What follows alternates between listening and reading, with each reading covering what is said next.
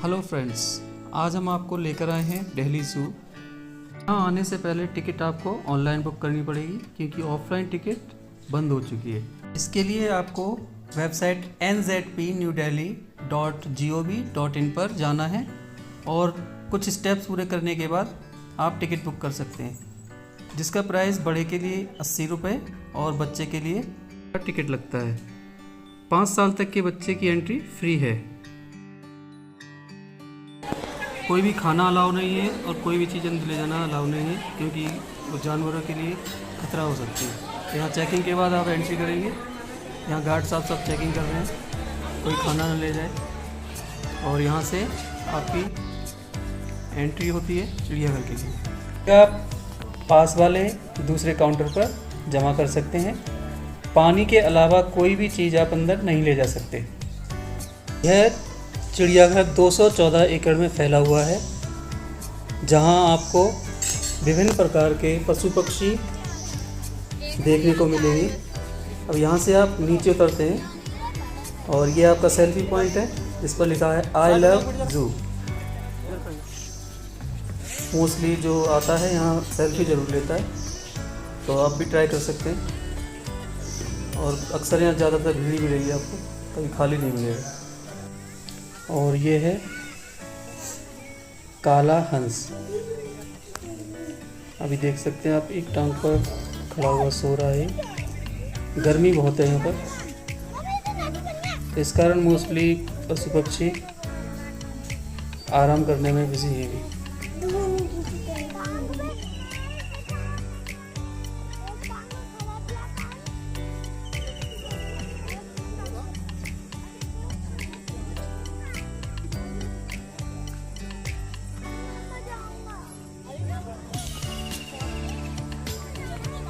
आने के बाद जो सबसे पहले आपको दिखेगा वो ये ईमू है, जो शायद गर्मी के कारण अंदर छुपा हुआ है। ये जूम करके देखिए, यहीं बैठा हुआ है। एक्चुअली आपको अगर सभी जानवर प्रॉपरली देखने तो सर्दियों में आना चाहिए। गर्मियों में मोस्टली पशु पक्षी अंदर दबक जाते हैं, जैसे कि ये ईमू जो कि दिख नहीं रहा है।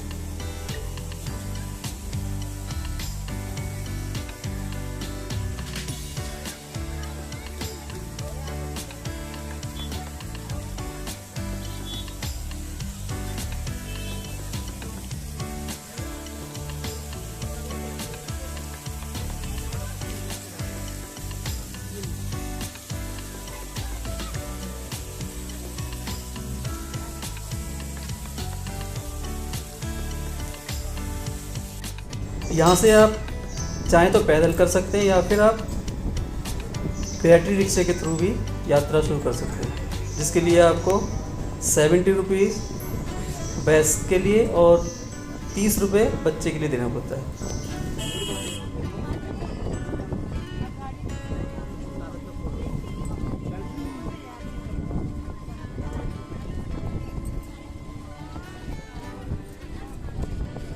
के कारण हमने रिक्शे से घूमना ही बेहतर समझा। तो रिक्शा आपको पॉइंट टू पॉइंट उतारता रहेगा और आप कहीं से भी कोई से भी रिक्शे में आप बैठ सकते हैं और फिर वो आपको नेक्स्ट पॉइंट पर उतार देगा। यहाँ पे बैटरी रिक्शा आपको अगले पॉइंट पर ड्रॉप करेगा और आगे क्या क्या है उसके बारे में आपको बता देगा और फिर आप अपनी मर्ज़ी से घूम सकते हैं।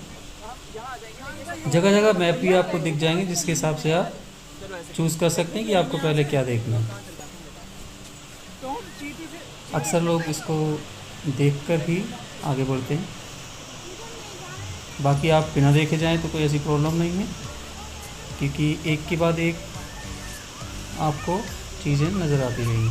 जैसे कि यहाँ आप देख सकते हैं कुछ हिरण बैठे हुए हैं। गर्मी के कारण बेचारे सभी जानवर अभी परेशान से दिख रहे हैं।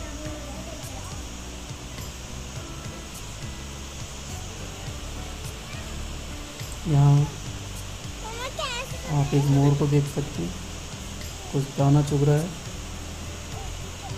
मोर हमारा राष्ट्रीय पक्षी, खूबसूरती के लिए पूरी दुनिया में जाना जाता है। वो पक्षियों का राजा भी कहा जाता है मोर भारत में हर जगह पाया जाता है और ज़्यादातर उत्तर प्रदेश, मध्य प्रदेश और राजस्थान में पाया जाता है। मोर भारत के अलावा विदेशों में भी कई जगह पाया जाता है।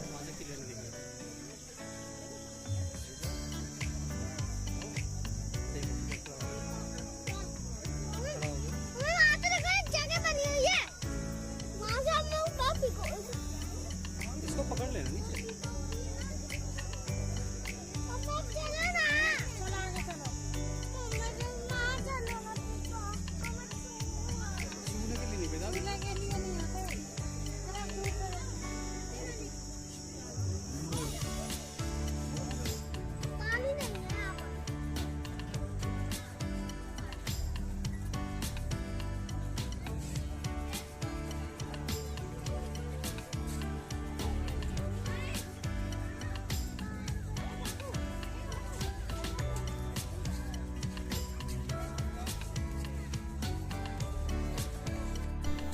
इसके बाद आप पहुंचते हैं अपने अगले पॉइंट पर, जहां आप देख सकते हैं बारहसिंगा को।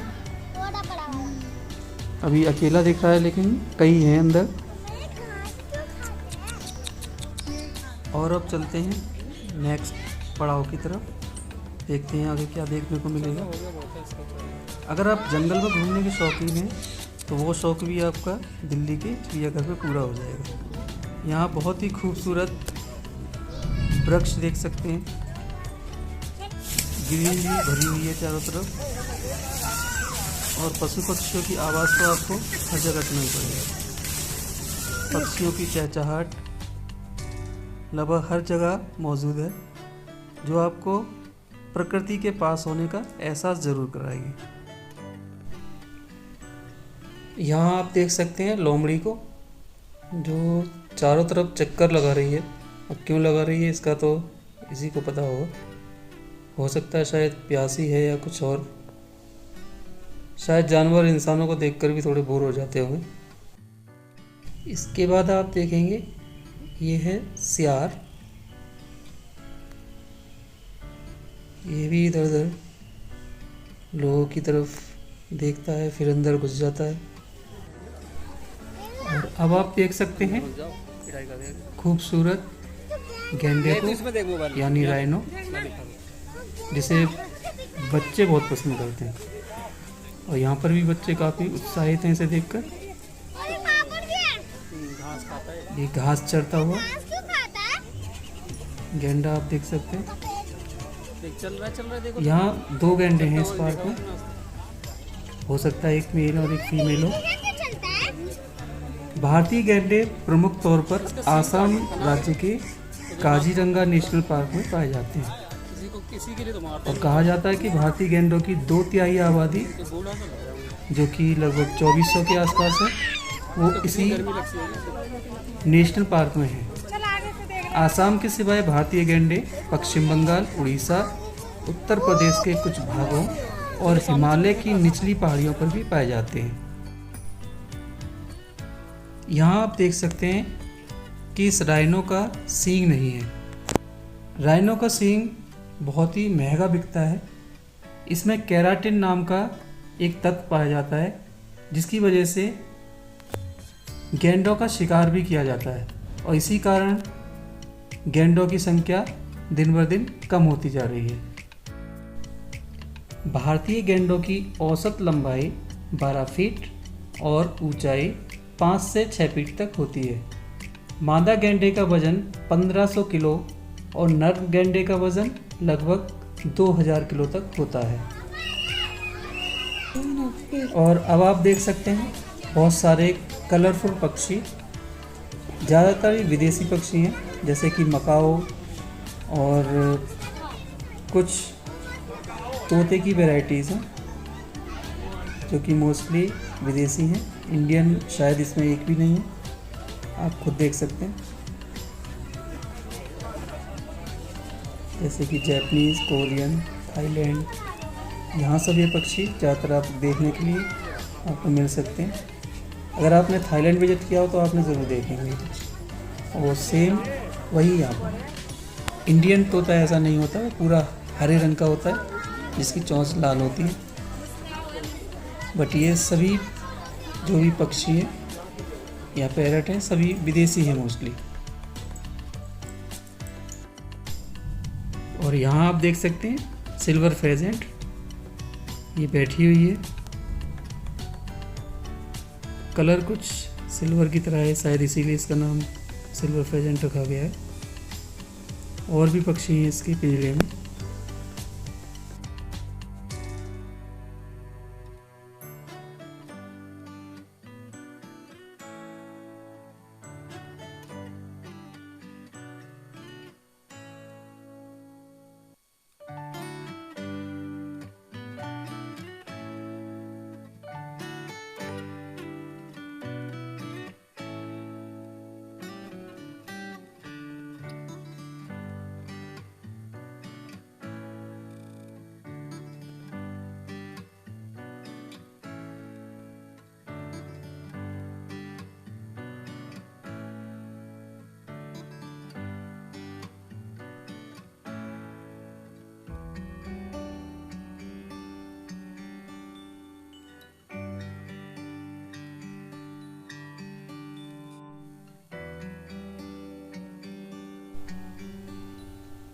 यहाँ आप देख सकते हैं भारतीय तोतों को,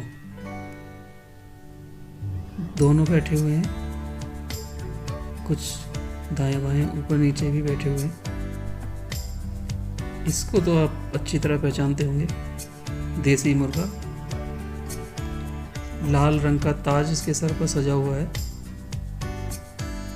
पूरी मस्ती में है ये।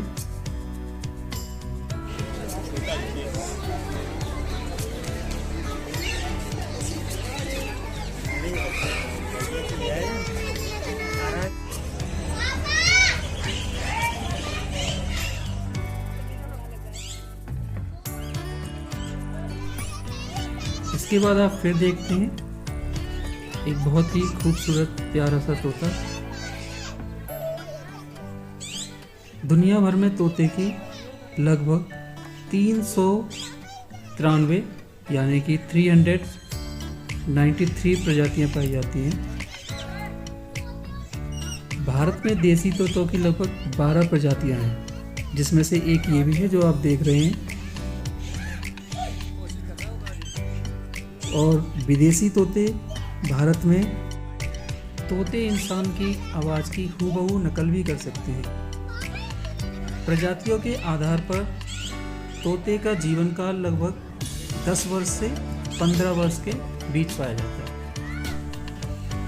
तोते की उड़ने की रफ्तार लगभग 24 से लेकर 50 किलोमीटर प्रति घंटा हो सकती है। तोते सामाजिक प्राणी होते हैं। तोता एकमात्र ऐसा पक्षी है जो अपने पैरों का उपयोग भोजन को उठाकर मुंह तक ले जाने के लिए करता है। तोते सामाजिक पक्षी होते हैं और ये हमेशा 10 से 30 के झुंड में रहते हैं।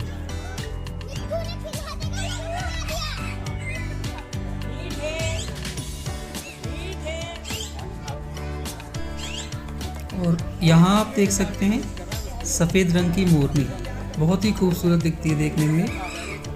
मोर तो आपने बहुत देखे होंगे, बट वाइट कलर में आपने शायद पहली बार देखा हो। वैसे ये मोर नहीं है, मोरनी है।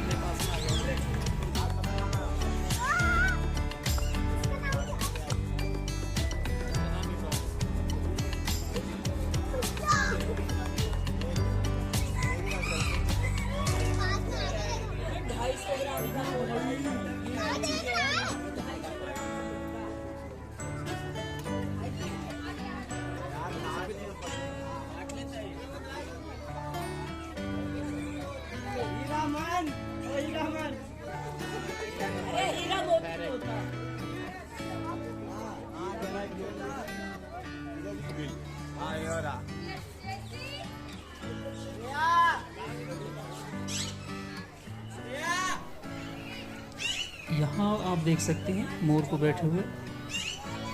पंख देखिए आप इसके, बहुत ही खूबसूरत दिखता है देखने में।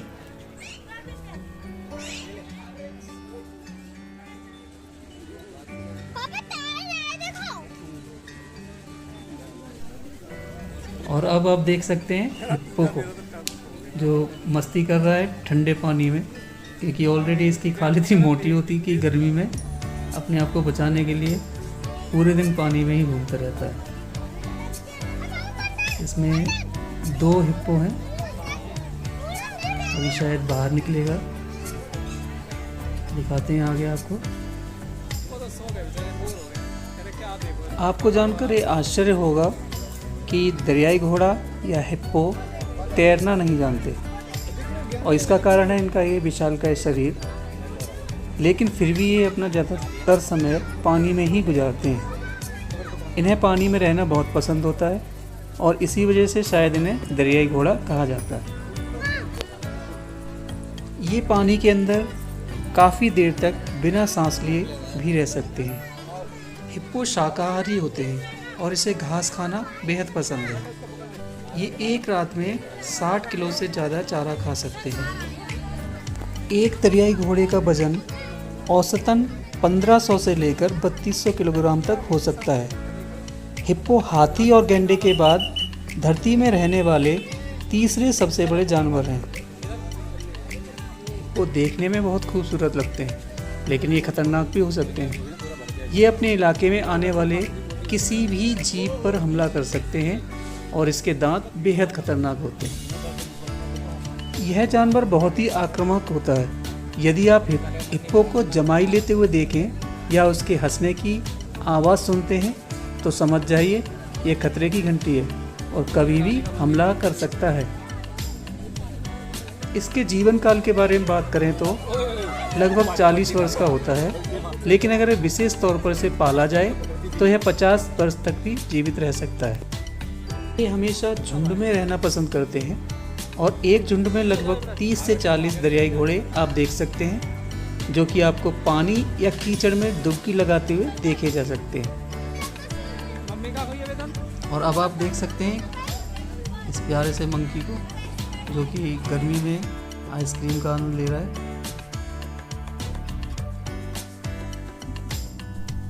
और अब आप देख सकते हैं कि बेहद खूबसूरत पक्षी, जो गर्मी के कारण बिल्कुल शांत होकर लेटा हुआ है।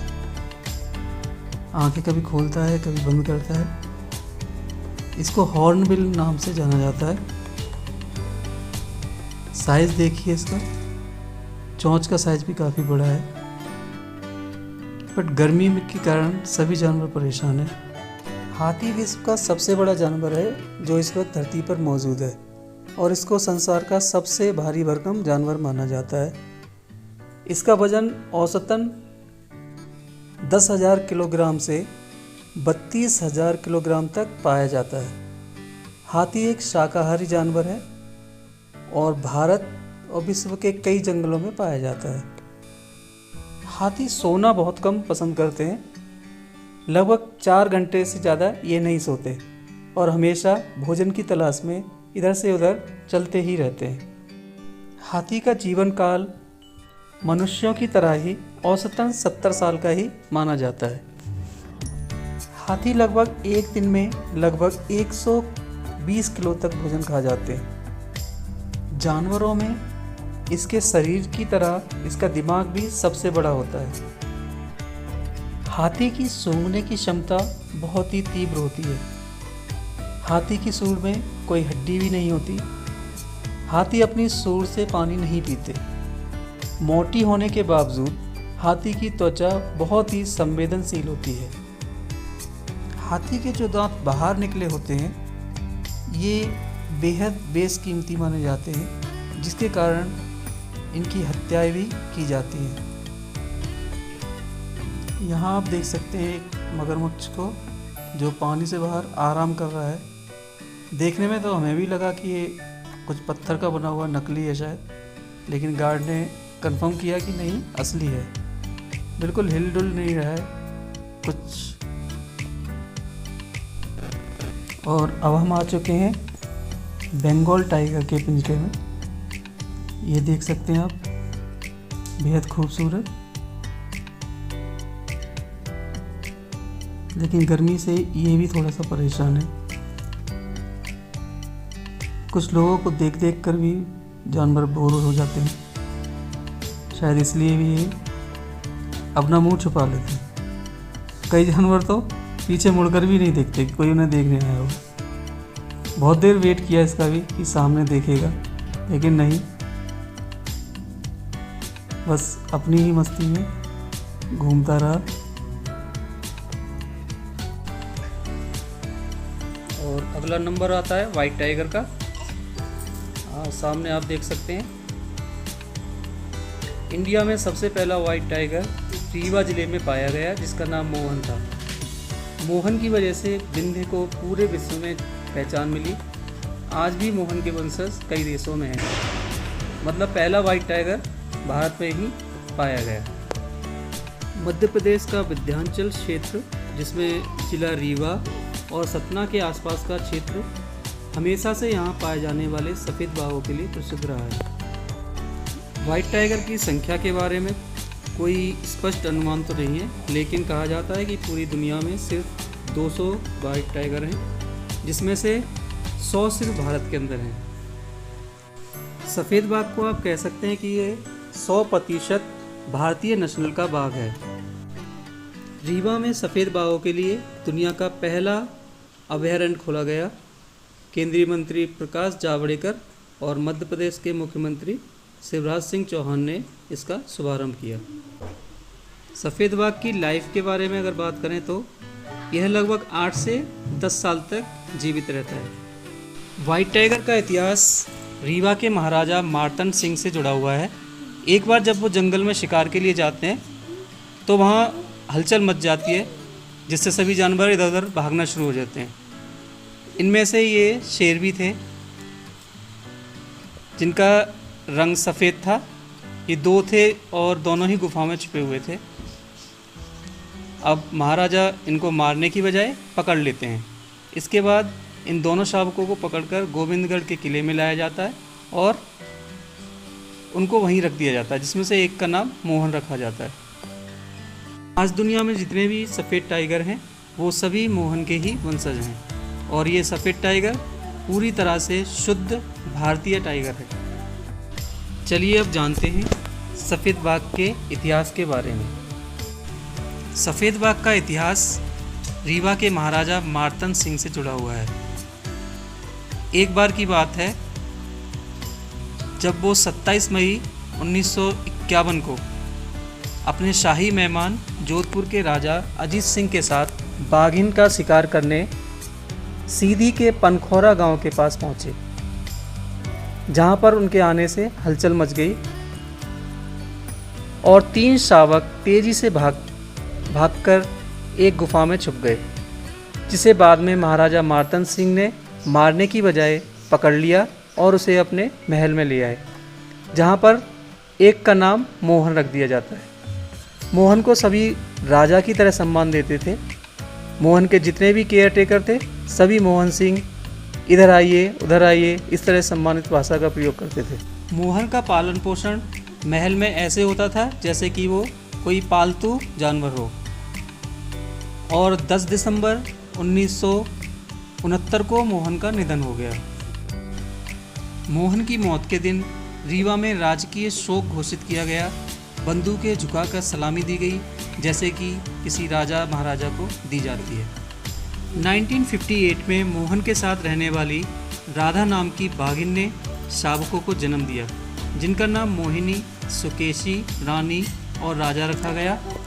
1960 में अमेरिका के तत्कालीन राष्ट्रपति की इच्छा के अनुसार मोहिनी को अमेरिका ले जाया गया। 8 जुलाई 1976 को आखिरी बाघ के रूप में बचे विराट की मौत हो गई और 40 सालों तक रीवा शेरों से वीरान रहा। 9 नवंबर 2015 को सफारी में विंध्या को लाया गया।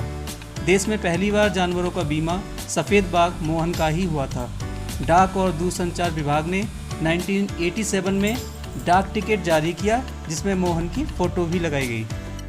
सफ़ेद बाघ के बाद अब नंबर आता है अपने बंगाल टाइगर का।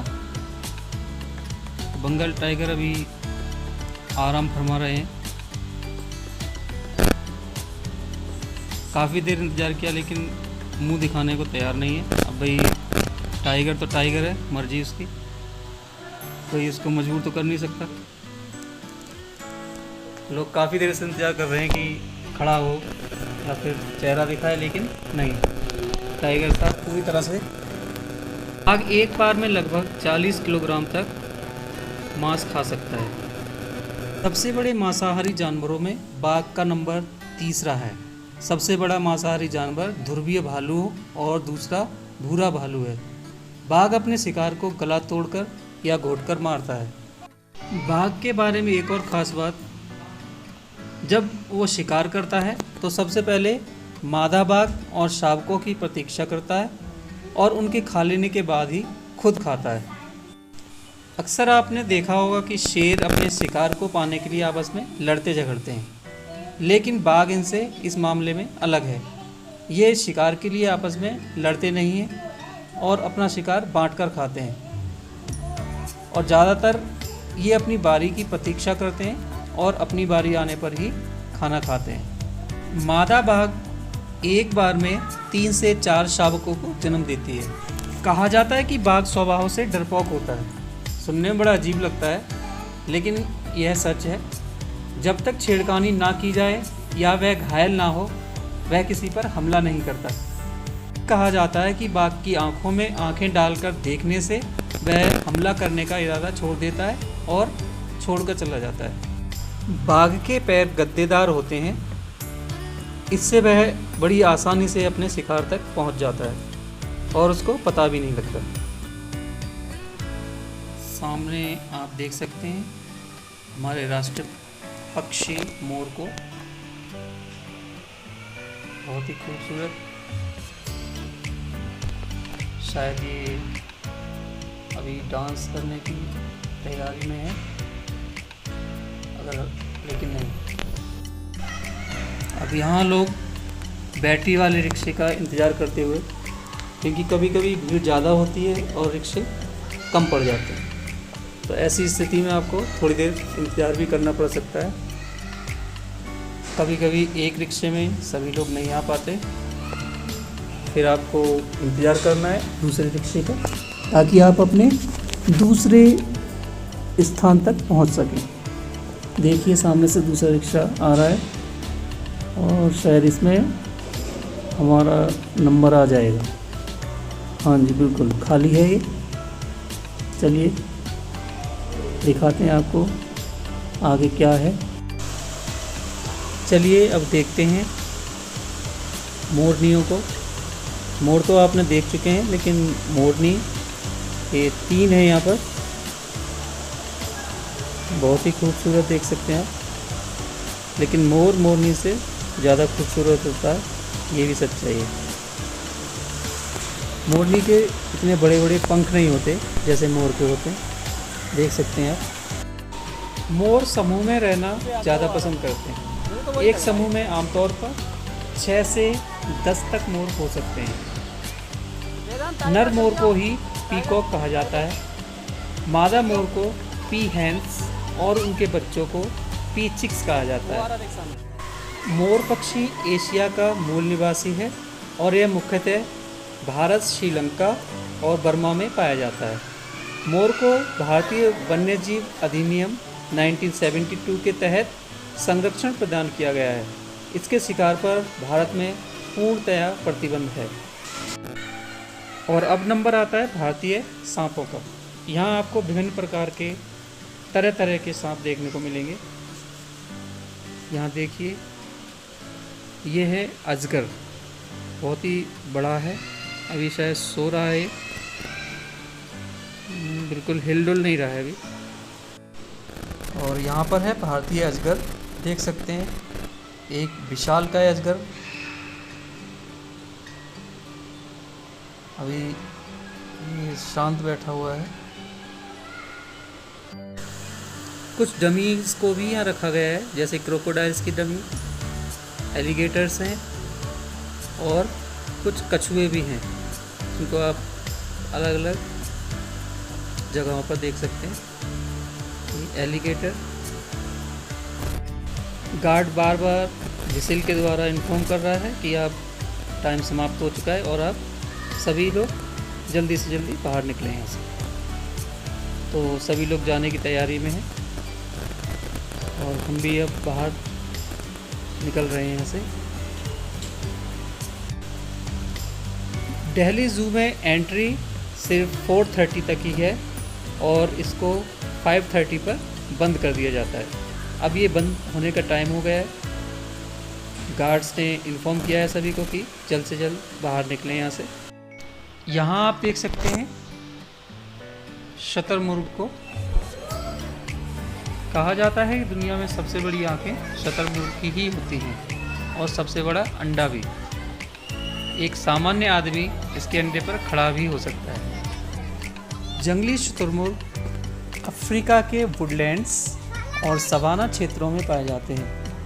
पहले वे एशिया, अफ्रीका और अरब प्रायद्वीप में भी पाए जाते थे, लेकिन इनका अत्यधिक शिकार के कारण अब इनकी संख्या बहुत कम हो चुकी है। हालांकि आप इनको चिड़ियाघरों में अक्सर देख सकते हैं।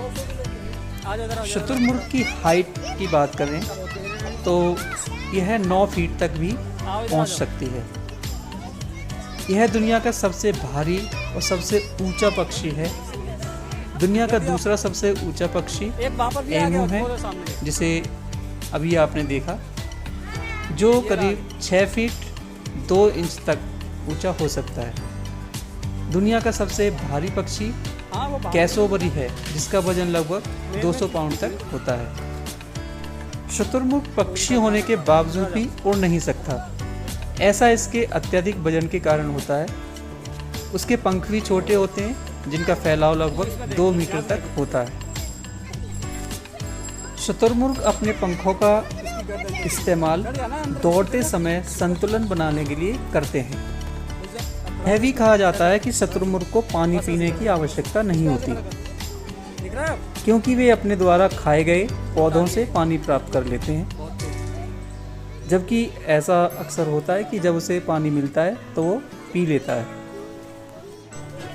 अगर बात करें शुतुरमुर्ग की जीवन काल की, तो औसतन यह 40 से 45 वर्ष तक जीवित रहते हैं, लेकिन चिड़ियाघर में अच्छी देखभाल अगर होती है तो ये 70 वर्ष की आयु तक भी जीवित रह सकते हैं। शुतुरमुर्ग दुनिया का सबसे तेज़ दौड़ने वाला पक्षी है। यह ज़मीन पर लगभग 45 घंटे शुतुरमुर्ग लगभग 45 मील प्रति घंटे की रफ्तार से दौड़ सकता है और आवश्यकता पड़ने पर यह 60 से 65 तक भी जा सकता है। शुतुरमुर्ग के बारे में ये कहा जाता है कि खतरा देखकर वे अपना सर जमीन में गाड़ लेते हैं, जो कि पूरी तरह से गलत है। ऐसा करने पर वे सांस नहीं ले पाएंगे और उनकी मृत्यु हो जाएगी। एक्चुअली शुतुरमुर्ग अंडे देने के लिए ज़मीन की मिट्टी खोदकर घोंसला बनाते हैं। अक्सर अंडों को पलटने के लिए वे घोंसले में अपना सर डालते हैं, जो ऐसा दिखता है कि मानो वे अपना सर ज़मीन में छुपा रहे हैं।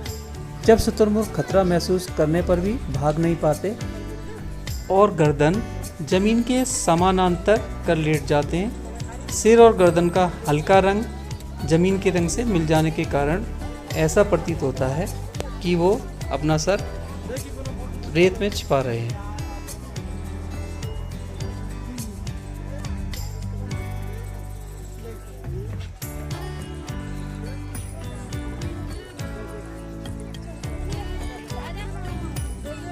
चलो,